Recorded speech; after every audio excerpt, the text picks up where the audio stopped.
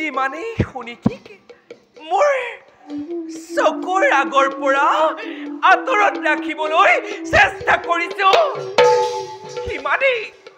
সিমানেই মোৰ সকলো চেষ্টা বিফলে গৈছে আজি পৰ্যন্ত মহাৰাজে বৰ ৰাণী সুনীতিক এই ৰাজ্যৰ পৰা বাহিৰ কৰি নিদিলে আজি দেখিম বাৰু মহাৰাজে এই বৰ ৰাণী সুনীতিক এই ৰাজ্যৰ পৰা বাহিৰ কৰি দিয়ে নে নিদিয়ে সৰু ৰাণী বিদিখিনি বাই আজি দেখোন বহুত পলম কৰিলা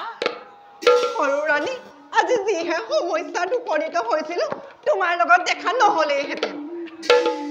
কি সমস্যাৰ সন্মুখীন হৈছিলা কোৱা বাই সৰু ৰাণী তোমাৰ কাষলৈ অহাৰ বাবে মোক হত্যা কৰিব খুজিছিল কাৰ ইমান সাহ যে সৰু ৰাণী কাষত উপস্থিত হলে হত্যা কৰিবলৈ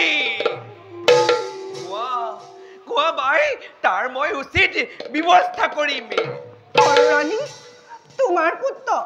তোমাৰ পুত্ৰ উত্তম কুমাৰক লালন পালন কৰাৰ বাবে ভক্ত দীনদয়ালে মোক হত্যা কৰিব খুজিছিল মই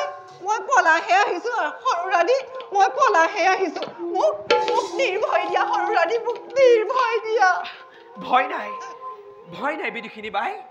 মহাৰাজক কৈ মই দীনদয়ালক উচিত শাস্তি দিম আৰু বৰ ৰাণী সুনীতিক এই ৰাজ্যৰ পৰা বাহিৰ কৰি দিম এতিয়া বলা বিদুষিনী বাই ইয়াৰ বাবে মই এটি কথা চিন্তা কৰোঁগৈ বলক সৰু ৰাণী